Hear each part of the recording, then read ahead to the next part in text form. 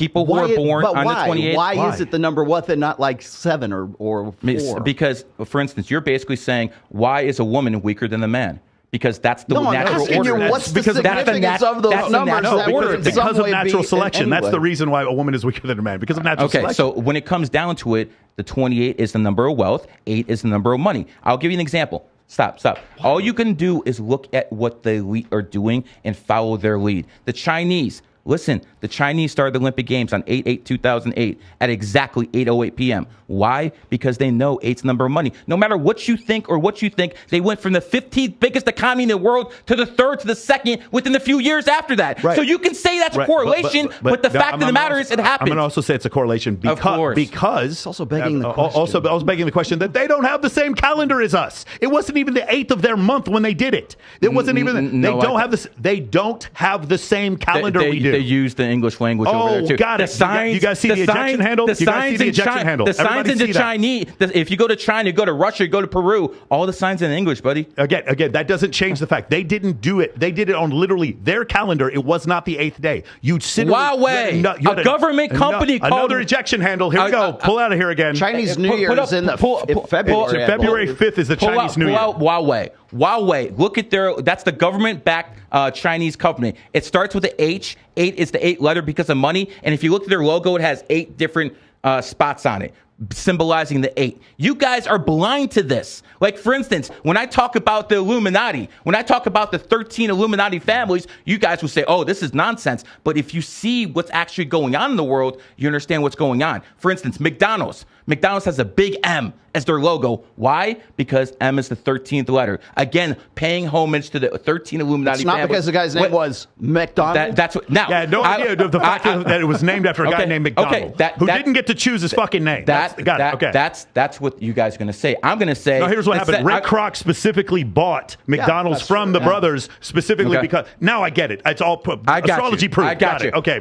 Philadelphia 76ers. 7 + 6 is 13. San Francisco 49ers. You're going to say the 49 gold rush. I'm going to say 4 + 9 = 13. And I'm going to tell you why. What's 13? 13 is homage to the 13 Illuminati families like the Rothschilds, the Rockefellers. Is that a money number or is it just like an Illuminati number? Illuminati number. So this is not a numerology number. We're There's different numbers mean different things. 1 + 3 is 4. What's 4? 4 is the number of law and order police. Oh, see. So that's why Donald Trump, when he was in the White House, tweeted law and order on 4 days. And why don't you guys go check that out? I have. He also tweeted law and order on not 4 days as well. Now, he did it mostly on 4 days. He did not do it mostly on 4 days. We go back to the cherry picking thing that you do. I mean, brother. Correlation. Yeah, you're telling me he didn't do it. I'm telling you he did. Let's put some money on it. I'm telling you, he did most of his tweets about law and order on 4 days. The reason I know this is because his personal assistants are in my group. Right, but Donald Trump's not in your group because now he doesn't have anything to do with you anymore, right? Is that correct? I mean, I don't talk to him on the phone personally, but I did tell him in his face on October 22nd that he'd be president of the United States. That actually happened. Yes, and you also told Hotep Jesus that he would win in 2020. And the election was stolen. Oh, got it. But numerology should account for that. Numerology should account for that. Was the election stolen in your opinion? I don't know if it was. Oh, so you won't make a stand? I don't believe it was. You don't believe it? Yeah. Was the election stolen in your opinion? I don't even. Well, you mean the last one or the one before 2020? Quite honestly, I think it's the entire voting. I think the whole system was corrupted. Yeah. I think if they're cheating on both sides. Do you think the Republicans are cheating in national elections? Yeah, and actually getting away with it? As much as the Democrats are, yeah. Maybe using the same. Just curious. What does the number 15 mean? I'm just curious. What does the number 15 mean? What does that mean? Home and family, 1 and 5 and 6. So why did the Republicans gain 15 seats in the House and the Senate when the election was stolen? I'm just curious. How did that happen?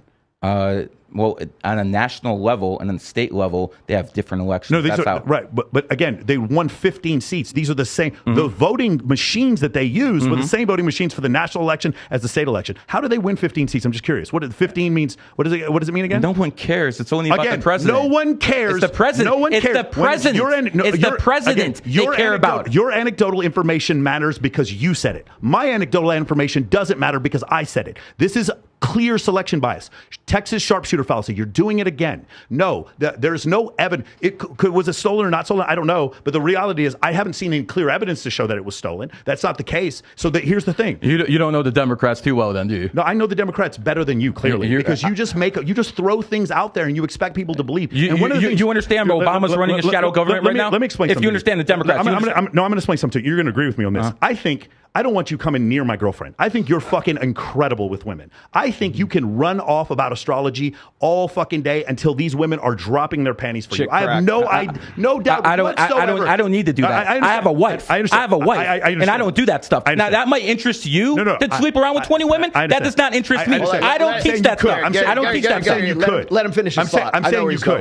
What I'm saying is what you do is this thing very similar to what Johnny Cochran did, where you just keep throwing things against the wall faster than we can check them. And then you keep going, and people are like, yeah. And then after a while, they're just beaten. The problem is that's not going to happen to me because I watch all your stuff and I know what you're talking about. The thing with Jim Brown and Michael Jordan is incorrect. It is not correct. You're telling me Jim Brown? I brought up a Hall of Famer. Hall of Famer. That's not what you said. You said the best football player ever. That's what you said in Hotep G's. Again, you're going to probably you're going to say one example. He's one of the best. He's one of the best. You said Trump was going to win the election, and then the numerology should account for the fact that it was stolen. Numerology should account for the fact. Why? Because you say so? No, because you say so. Yeah. Because numerology is supposed to be is a science. I said he would get more votes. I said he would get more votes. You said that it should be taught in schools. You said it should be taught. 100%. Astrology and numerology. 100%. So it should account for the fact that it was stolen, and it did not, because numerology is hokum, and so is astrology. There have been hundreds and hundreds and hundreds of tests that prove unassailably that this is hokum. That's the problem. And you're really good at screaming and out talking I'm people. Good at screaming. Hold on. I'm good at. Wait, hold on. Get the camera on me. I'm the one. I'll get the clock. Don't make me use the clock. I'll use the clock. I'm the one good at screaming. You got listen to this very, one more time. very good radio voice. You're extremely charismatic with it. But the fact of the matter is, the astrologers have been ahead of the scientists for 500 freaking years. Let me explain how. Well, they've been ahead of the scientists for longer than that, obviously, because they've been around for 5,000 years. Let me explain. Let me explain. Astrologers for centuries have told people whenever it's a full moon, people become crazy. They have said this for centuries. It was only the scientists that caught up about 50 to 75 years ago that figured out the human body is 70% water, and the moon pulls on us too, just like it pulls on the tides. So people become crazy under full moons. That's why they call it lunatic. So hold on, let me finish. Why would that this is a fact that people who under full moons become crazier. That's why they call it lunatics. Go to any police station and they'll tell you this firsthand. Okay, so now let me finish. There have been studies on this that show why this is the case. This is a fact. Okay, but why would it? If it's a fact, let's say for sake of argument, I accept exactly what you're saying. Okay. Why would it make people crazy? Because 70% of the human body is water. Why liquid. would that make people crazy? Who cares? When the moon How does water in your body? Okay, but if it's pulling on you, what is the pull, the gravity that triggers? Like I'm going to go. Water having an upward pull does emotion. What? Emotional energy. It doesn't. Emotional energy. It's neurochemical. Emotional energy is stored in water. Emotional energy, just like it's stored in air. It is stored in neurochemicals in your fucking brain. Liquid. Electricity is affected by 70% of the human body is electricity. Yes, but the brain goes through electrochemical reactions. That's the reason why it doesn't affect it. Number one. Number two. This building has more gravitational effect on you than the moon does. That's the second part. Maybe of it. Today. And number three. There have been studies that have been done on this, and the reason why people commit more crimes under full moon is because it's fucking brighter outside. That's the reason why. They've done studies on this. Stop what you're doing. Everybody pause what you're saying. Crimes happen pause what you're doing, night. and you can look up the studies of why people do these things on full moons. It is not because. So you're telling me people commit more crimes during the day than at night? That's what you're basically telling me. No, during a full moon. Because it's lighter outside, yeah, right? Correct. They can see more so stuff. How come they're not committing more crimes during the daytime than the night? Going with your philosophy. Because they can see everything. What I'm saying is garbage. Garbage. Again, it's garbage because you say so. Again, you have not. If what you said was true, people would be committing more crimes during the day. No. Well, they commit more financial crimes. I looked it up. As moon illumination increased, researchers saw that escalation in criminal activity. One explanation for this is what's referred to as the illumination hypothesis, suggesting that criminals like enough light to ply their trade. Hypothesis is not fact. Not so much as to increase their chance of apprehension. No, it's nonsense because you say it's nonsense. Listen, women can tell you this and that. It's nonsense too. Here's the fact of the matter. This stuff works if you actually look at it. You don't want to look at this stuff. You actually don't want to look at it. I've spent 3 weeks looking at this stuff. I'll tell you what. And I guarantee. I tell you what. This is what we're going to do. Okay. You're a rich man. I'm a rich man. So here's what we're going to do.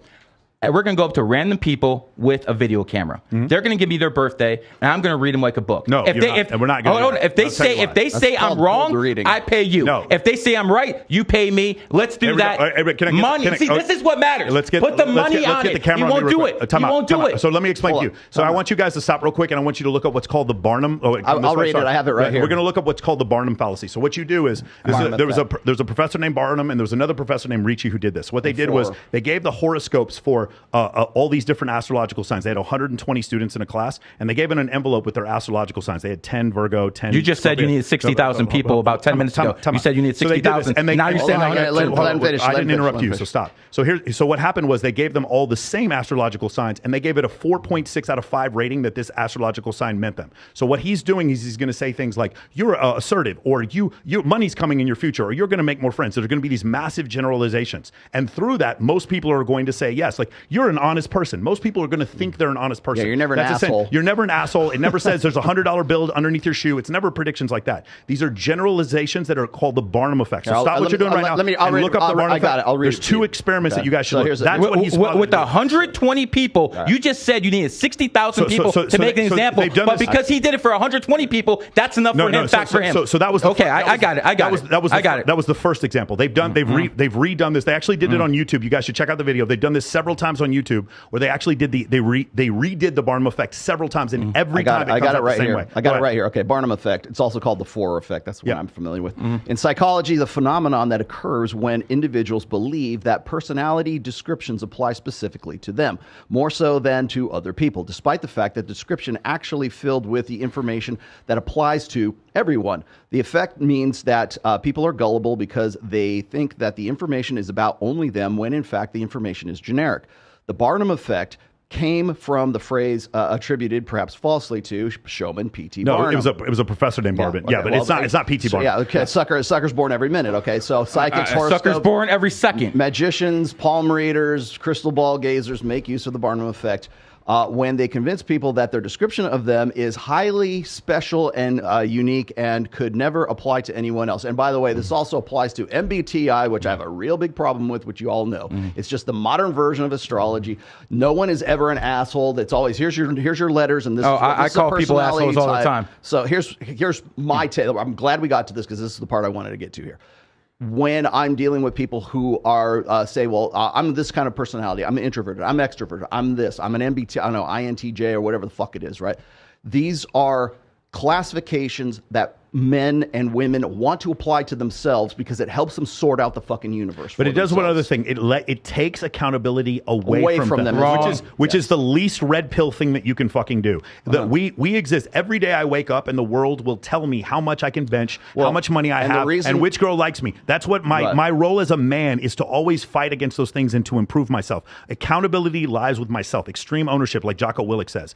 Any sort of accountability external from that is just cope. It is just human beings cope. Okay, now more to your point here is human beings are really good at pattern recognition. We want to see the purple cow in the big field of the brown cows, right? If you're staring at an acoustic wall, you'll suddenly start seeing images in the wall. If you see have you ever been looking, cloud gazing, and you look and you see, oh, that looks like a dinosaur, that looks like this, that kind of shit right there. Yeah, people on drugs do that. We're visually based. We look for iconography. We look for patterns because that in our evolutionary past has helped us solve problems. So if there's a pattern and it's predictable, then we're going to develop a system that surrounds that so that we can predict the future or predict whether or not the saber-toothed tiger is going to come eat us at night or if it's going to come eat us in the daytime. Those kinds of things. So when we're looking for pattern recognition, that's part of our innate sort of mental firmware. Yeah. And so we want to believe that people are easier to sort out because they're a number, because they're a personality type, because they're an astrology.